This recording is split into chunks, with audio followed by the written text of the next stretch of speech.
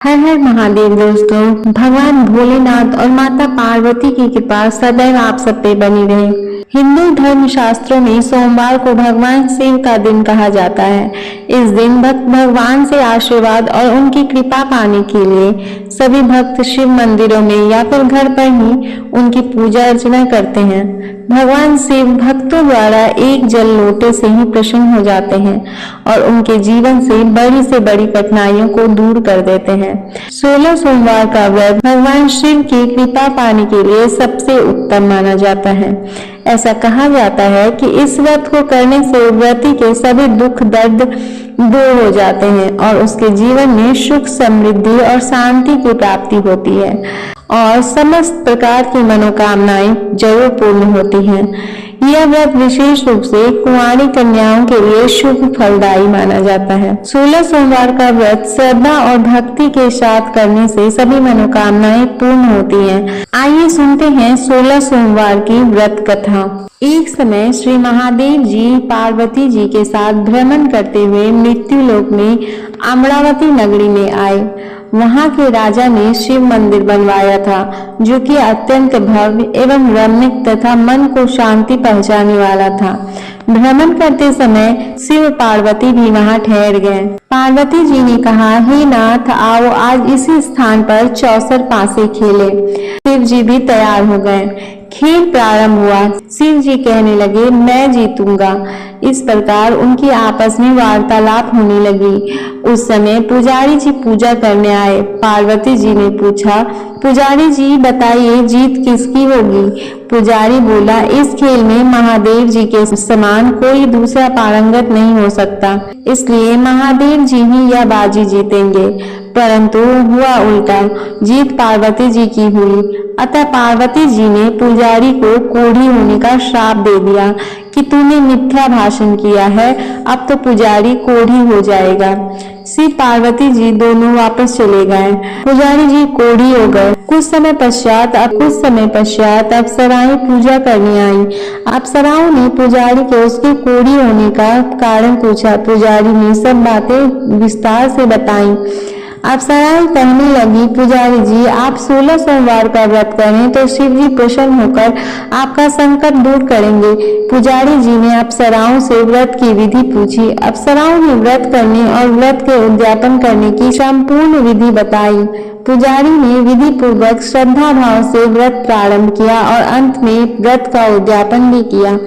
व्रत के प्रभाव से पुजारी जी रोग मुक्त हो गए। कुछ दिनों बाद शंकर पार्वती जी पुनः उस मंदिर में आए तो पुजारी जी को रोग मुक्त देखकर पार्वती जी ने पूछा, मेरे दिए हुए श्राप से मुक्ति पाने का तुमने कौन सा उपाय किया? पुजारी जी ने कहा, हे माता, अप्सराओं द्वारा बताए गए 16 सोमवार के व्रत करने से मेरा यह कष्ट दूर हुआ है। पार्वती जी ने भी 16 सोमवार का व्रत किया, जिससे उनसे रूठे हुए कार्तिकेय जी भी अपनी माता से प्रसन्न होकर उनकी आज्ञाकारी हुए। कार्तिकेय जी ने पूछा, हे माता, क्या कारण है कि मेरा मन सदा आपके चरणों में लगा रहता है? पार्वती जी ने कार्तिकेय को 16 सोमवार के व्रत का महात्म्य तथा विधि बताई। तब कार्तिकेय जी ने भी इस व्रत को किया तो उनका बिछड़ा हुआ मित्र मिल गया। अब मित्र ने भी इस व्रत को अपने विवाह होने की इच्छा से किया और वह विदेश चला गया। वहां के राजा की कन्या का स्वयंवर था। राजा ने प्रण किया था कि हथिनी जिस व्यक्ति के गले में वरमाला डालेगी उसी के साथ राजकुमारी का विवाह करूंगा। यह ब्राह्मण मित्र भी स्वयंवर देखने की इच्छा से वहां एक ओर जाकर बैठ गया। हाथिनी ने इसी ब्राह्मण मित्र को माला पहनाई तो राजा ने बड़ी धूमधाम से अपनी राजकुमारी का विवाह उसके साथ कर दिया। तत्पश्चात दोनों सुख पूर्वक रहने लगे। एक दिन राजकन्या ने पूछा, हे नाथ, आपने कौन सा पुण्य किया जिससे हथिनी ने आपके गले में वरमाला पहनाई? ब्राह्मण पति ने कहा, मैं कार्तिकेय जी द्वारा बताए अनुसार 16 सोमवार का व्रत पूर्ण विधि विधान सहित श्रद्धा भक्ति से किया था, जिसके फल के कारण मुझे तुम्हारे जैसी सौभाग्यशाली पत्नी मिली। राजकुमारी यह सुनकर बहुत प्रभावित हुई और उसने भी पुत्र प्राप्ति के लिए 16 सोमवार व्रत रखा। फलस्वरूप उसके एक सुंदर पुत्र का जन्म हुआ और जब पुत्र बड़ा हुआ तो पुत्र ने पूछा, माँ आपने ऐसा क्या किया जो आपको मेरे जैसा पुत्र मिला। उसने भी पुत्र को 16 सोमवार व्रत की महिमा बताई। यह सुनकर उसने भी राजपाट की इच्छा के लिए यह व्रत रखा। उसी समय एक राजा अपनी पुत्री के विवाह के लिए वर तलाश कर रहा था, तो लोगों ने उस बालक को विवाह के लिए उचित बताया। राजा को इसकी सूचना मिलते ही उसने अपनी पुत्री का विवाह उस बालक के साथ कर दिया। कुछ सालों बाद जब राजा की मृत्यु हुई तो वह बालक राजा बन गया, क्योंकि उस राजा के कोई पुत्र नहीं था। राजपाट मिलने के बाद भी वह 16 सोमवार का व्रत करता रहा। एक दिन 17वें सोमवार व्रत पर उसने अपनी पत्नी को पूजा का सामान शिवालय ले चलने को कहा, लेकिन उसने खुद आने की बजाय दासी को भेज दिया। ब्राह्मण पुत्र की पूजा खत्म होने के बाद आकाशवाणी हुई, हे राजन, तुम अपनी पत्नी को अपने महल से निकाल दो वरना तुम्हारा विनाश हो जाएगा।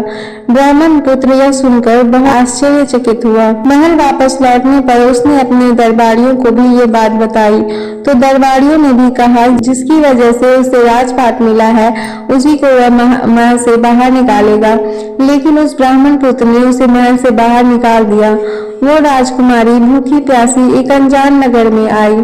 वहाँ पर एक बूढ़ी औरत सूत बेचने बाजार जा रही थी। बूढ़ी औरत ने रानी की दशा देखकर रानी को अपने साथ सूत बेचने को कहा और रानी के सर पर सूत की टोकरी रख दी। कुछ दूरी चलने पर तूफान आया और वो टोकरी उड़कर चली गई। अब वो बूढ़ी औरत रोने लग गई और उसने रानी को मनहूस मानते हुए चले जाने को कहा।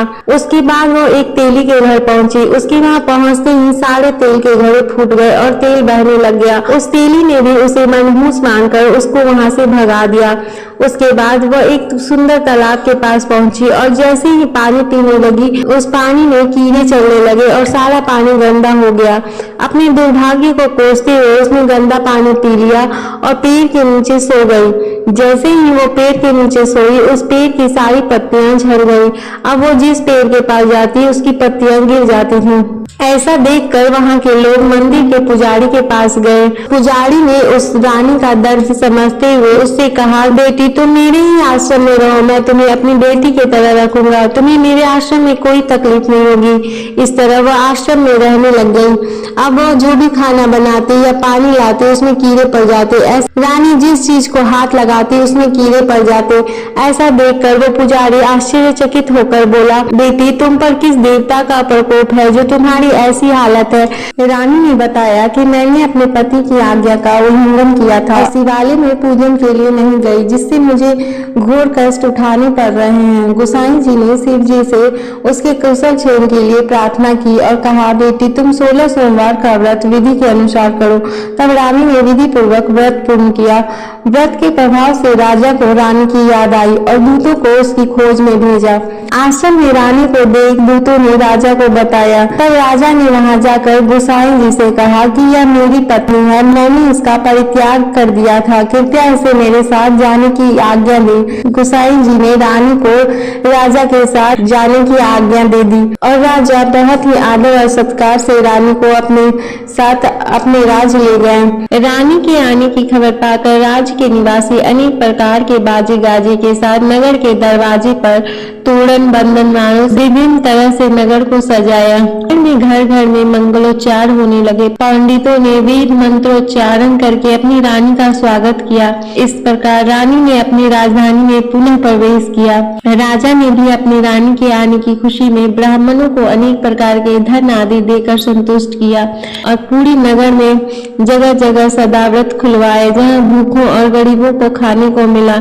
इस प्रकार राजा रानी भगवान भोलेनाथ की कृपा से सभी प्रकार के सुख भोगते हुए 16 सोमवार का व्रत और कथा करते रहे। अंत समय में अनेक प्रकार के सुख को भोगते हुए शिवलोक को प्राप्त हुए। इसी कारण कहते हैं कि जो भी मनुष्य भगवान भोलेनाथ की भक्ति मन वचन कर्म द्वारा 16 सोमवार के व्रत पूरी विधि विधान से करेगा, वह इस मृत्यु लोक से समस्त सुख को भोग कर अंत में भगवान के चरणों में शिवलोक को प्राप्त होगा और इस व्रत के करने से उनकी सभी मनोकामनाएं पूर्ण होंगे। और इसी के साथ यह वीडियो समाप्त होता है।